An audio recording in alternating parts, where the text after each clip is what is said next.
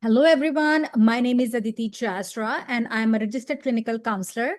And I also work with New Wellness North Foundation.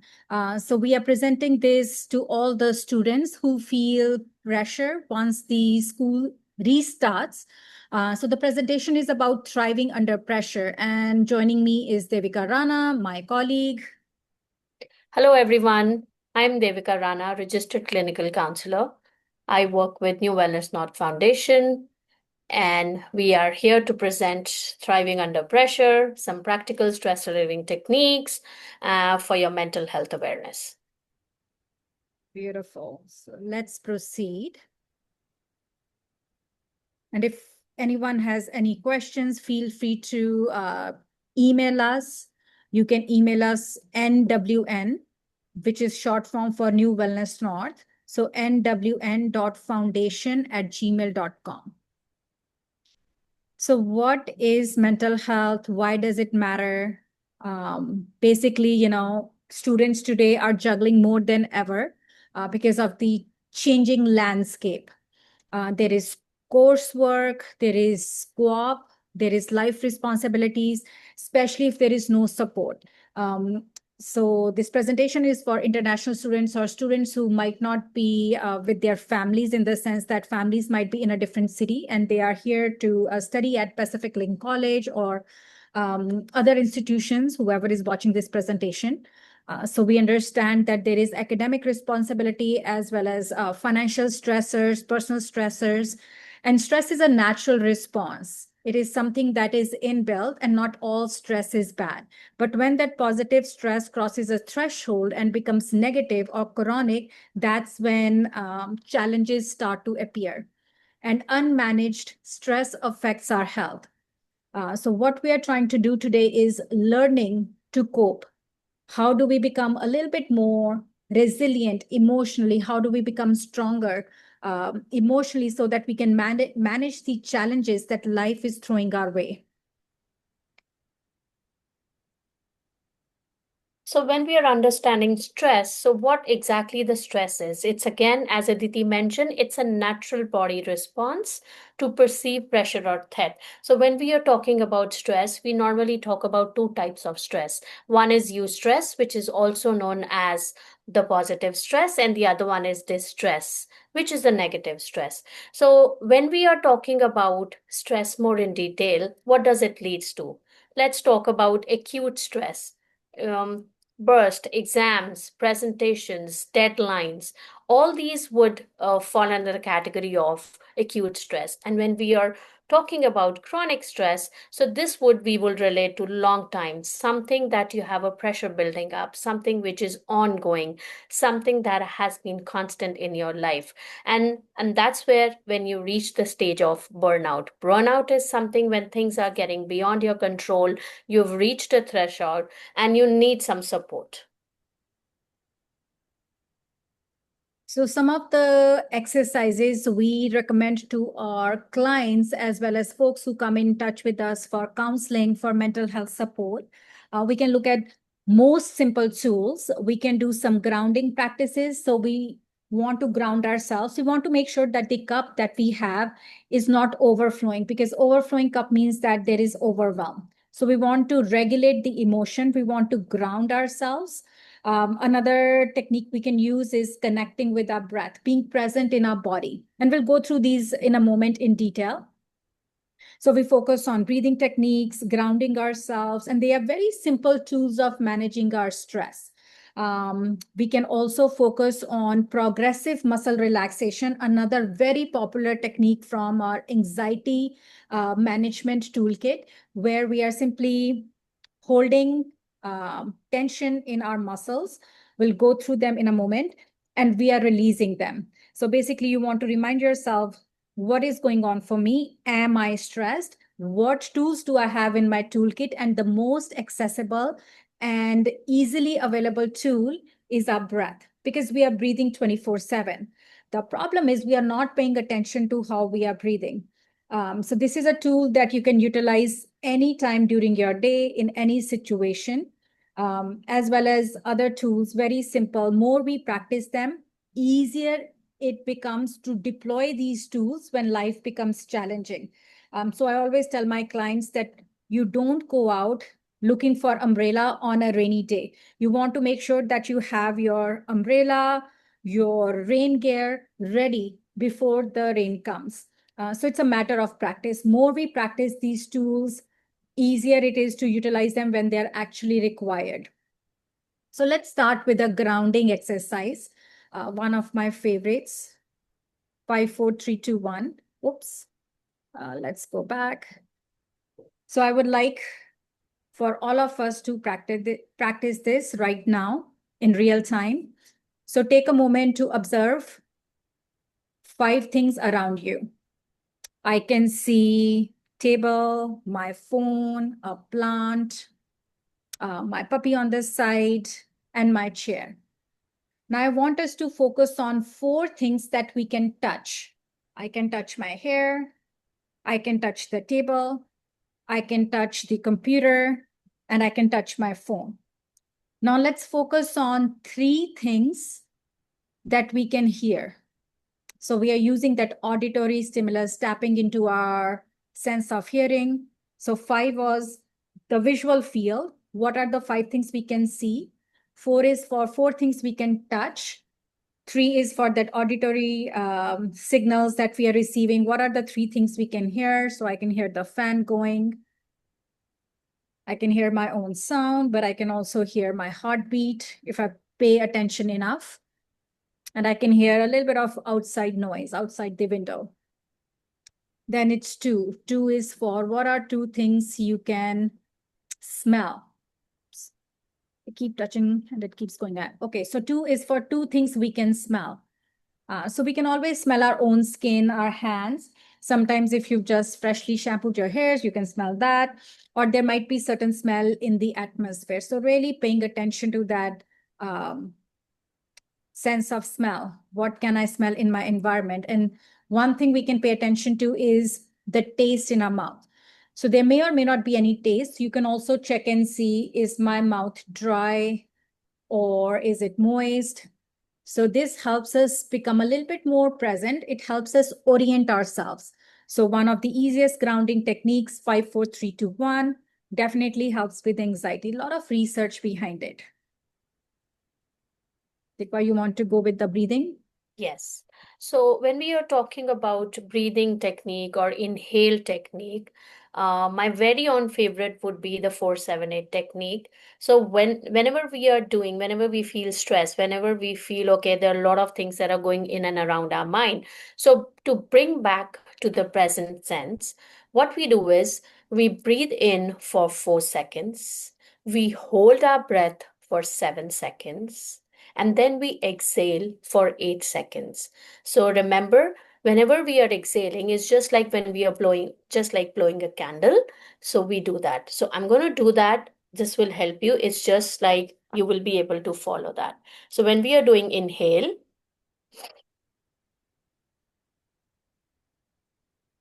you hold your breath for 7 seconds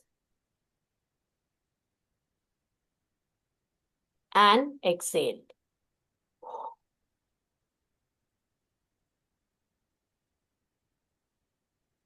Right? So whenever we are doing this inhaling technique of 478 breathing, this is a very excellent tool that will help you to bring back to the present sense, but at the same time, make you aware about whatever is going inside and outside your body. So it's a conscious effort that you do, right? Another thing that we do is the box breathing. This is again a different type of breathing, but again, it depends upon individual to individual, whatever that suits you. So you inhale for 4 seconds, you hold for 4 seconds, and then you exhale for 4 seconds, and then you again hold for 4 seconds. So just like a box. So you repeat this process. Okay, so you inhale, you hold, then you exhale, and then you hold for 4 seconds. All right.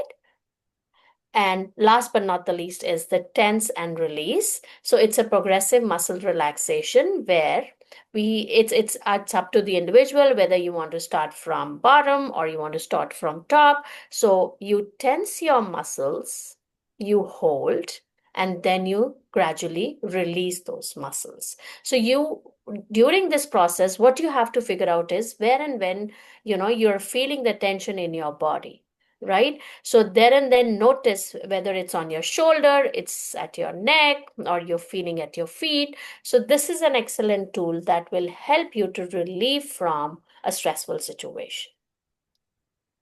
Definitely. So progressive muscle relaxation, it's easier to remember it as PMR. And you want to focus, maybe go from head to toe or from bottom up. So starting from your toes. So let's try it one more time. So imagine or pretend you're trying to hold something with your toes, maybe a cotton ball, or you're trying to pick something with your toes. So you try to squeeze your toes and then maybe activate muscles in the back of your legs, your calf muscles, your hamstrings. And then think about your glutes, perhaps engaging our hip muscles. You're trying to squeeze them. And then as you exhale, you release them. Think about your belly. If it helps, you can even place hand on your belly, like you're trying to take a picture, a photograph, and then you try to squeeze your belly in so you look skinny in the picture. So that's what a lot of us do. So that's what we are doing, trying to pull our belly in, engagement of the muscle. And then as you exhale, you soften and relax. Paying attention to our shoulders, we can do that as well. So we can lift our shoulders up, creating that deep squeeze, holding them tight, squeeze, squeeze, squeeze, and then exhale to drop and release. We can do the same thing with our hands. We can create a deep squeeze, creating fists, almost as if we are ready to fight, but you're really mobilizing the energy. We hold that energy, and as we exhale, slowly relaxing and releasing. One of my personal favorites is to do with the facial muscles. So imagine you've entered a room that is really stinky. So maybe squeeze all those muscles up and then exhale to soften and release and relax, especially the muscles in the jaw. When we stay stressed, that chronic stress can lead to something like TMJ, right? So you want to work on softening and relaxing muscles surrounding your jaw, even your ears, even the pit of your throat.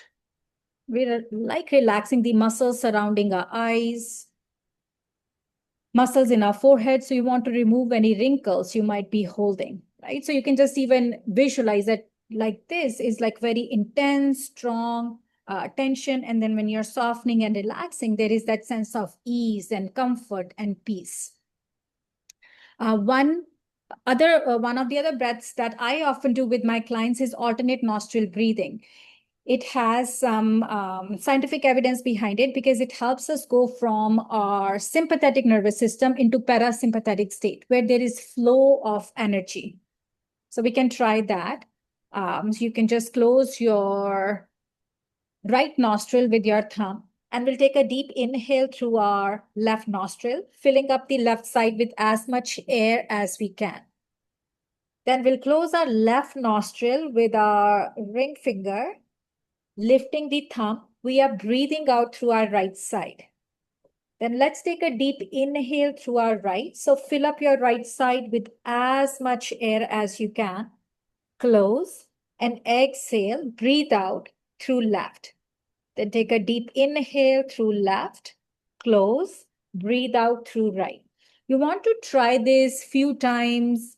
Initially, it might feel strange, awkward, weird, all normal responses because we are trying to train our breath to flow in a certain manner. But more we do it, more comfortable we get. Start with 60 seconds, 2 minutes, and if you can do it up to 5 minutes, that would be ideal. Moving on, hopefully you can take a screenshot of this particular slide, or we will share it with your team, with your team lead, with your professor, so you can access it through them as well. And if you are finding these techniques useful, make sure that you share this presentation, this webinar with your friends as well and family members. Everyone can use some emotion regulation and stress management. Moving on, it's more about lifestyle habits that will help you to walk away, get rid of the stress that builds up. First would be building a foundation of wellness. So, what are the things that are required? Being a student, there are a lot of juggles in life. You have to manage a lot of things, taking care of your academics, work schedule, your sleep, your diet, food, everything is part of that. But once you stick to a sleep schedule, that will help not only to balance your thought system, but also make you active for the other day. It's very important to have a balanced diet, balanced meals, nourish your body with whatever important minerals that are required so that you can function well on daily day-to-day basis. Third one would be moving gently every day. So these counting your steps, right? I know, it's a fast-paced life and it's difficult for us, especially the ones who have sedentary lifestyle. But if you keep a record of your steps that you're taking on daily basis, that will also build a strong foundation of wellness. And last but not the least, connect with people who uplift you. Try to reconnect with people who you put a smile on your face. Those small check-ins, those small meetups, probably your coffee meetup, wherever you find time, it will help you to uplift, and guide you through where you're sharing your stuff, you're meeting people, and, building a strong foundation of wellness. Yeah, absolutely. These are the foundational pieces. We look at Maslow's hierarchy of needs. So this is like the baseline. We want to have regular sleep because when we are sleeping regularly, our system depends on that routine. So sleeping at same time every day might sound boring, or we crave excitement. But what it does is that predictability helps our system regulate a little bit more.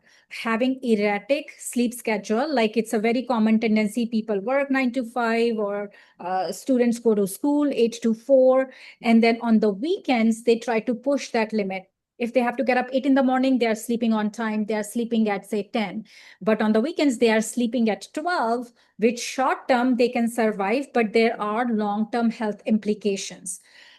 So we do want to stick to the same sleep schedule even on the weekends. An hour here and there is fine, but you want to get rid of any sleep debt that you might accumulate during exams, during presentations, or during tough periods of your life. So you're working on a particular assignment, you're up through the night. Make sure the hours that you have lost in your sleep, you cover up on the weekend. So sticking to same sleep schedule, or at least paying off that sleep debt. And of course, like my colleague mentioned, making sure that we are doing self-care, but at that base level, eating things that are healthy. Cheat meal here and there is okay, but if we are not nourishing our physical body, that affects our mental state as well. Let's move on.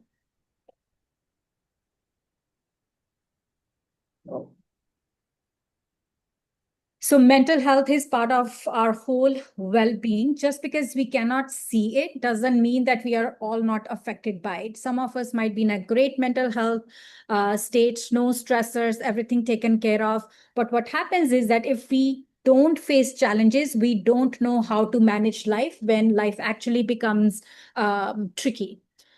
So with students, most of the struggles we've often seen in our work, what we hear from our colleagues is academic pressure, pressure to do well, which leads to anxiety. There can be mood dips. You get a good mark in an assignment, you feel good.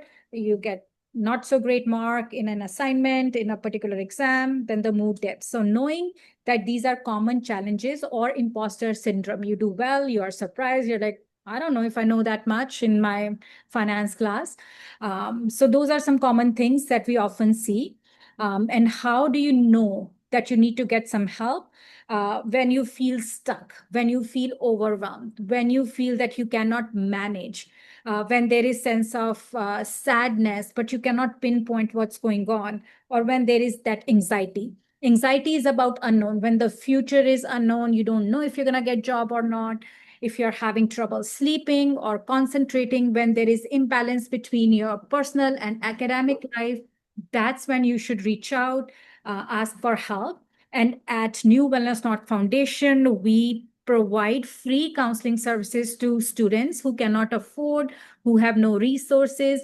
Our master level interns being supervised by registered clinical counselors provide, feasible tools, tips to support you guys. So if you think you need help or some of your friends need help, please reach out to us, email us, visit our website, connect with us through social media, and ask for help. And there is absolutely no shame in asking for help. Everyone needs support from time to time. And work that we do is confidential. Everything that you share with your counselor is confidential. It's not that we broadcast that to everyone because we are bound by ethics. We are regulated by, our work is being overseen by British Columbia Association of Clinical Counselors. And how can we reduce that stigma? Stigma would be, again, it's again a part of our culture, right? It's part of the society that we are there, because talking to someone, normally there's a lot of things, people that say that, okay, why are you going to a counselor? What is wrong with you? So these are all the myths that are being attached to it. So what we should talk about it. Remember that you're not alone, right? And asking for help is something that will help you to come out of a problem that you're juggling with. And struggling doesn't mean that, it's a failure, it's an end to something. It's something that you learn over the period of time. And we've got an excellent resources that are available. One is The Stress Proof Brain by Melanie Greenberg, Mind Over Mood. So it's an excellent book that will help you to figure out, various ways. How can you, reduce stress in your life? How can you live a healthy life? What are the barriers that normally students face, and what are the steps that we can take to overcome that? So remember that whenever you are into a problem, instead of dealing it with yourself, ask for help, ask for support. And we at New Wellness North Foundation, we provide free mental health counseling to each and everyone, whosoever is struggling in life. You have relationship issues, you have things related to your own personal stuff. People talk about anxiety, people talk about depression, OCD, a lot of other things, right? But take that very first step and come to us. We will be there to support you. Yeah, reaching out for help, I think, is the most difficult thing. Number one, even as a society, we think that we will be seen as weak, but I don't think there is anything weak about asking for help. Like my colleague said, asking for help is courageous. We might feel vulnerable, but it's important to know who to be vulnerable with. As working professionals, we have those tools that we can provide you based on struggles and challenges you are going through. It's good to talk to friends, but sometimes friends might be in same boat, same situation as you, and they might not have right information, tools, professional training to help guide you or support you.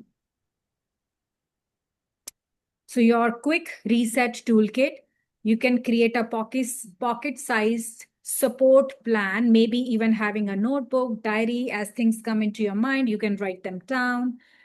Keep a cue card, reminding yourself to breathe deep, something that is affirmative, like I'm doing my best, I've got this, I can manage this, this is temporary. An affirmation note can be helpful. Have your grounding tools with you, 5, 4, 3, 2, 1, one of them. Also having something soothing and comforting.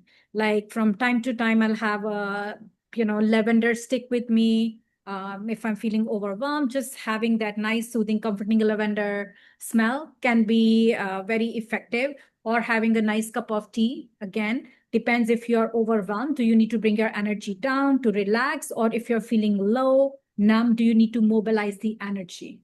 So that's why talking to a professional is always helpful. And what is your calming go-to list? Going for a walk, listening to music, talking to someone you trust. Those are easy, sustainable ways to manage our mental health.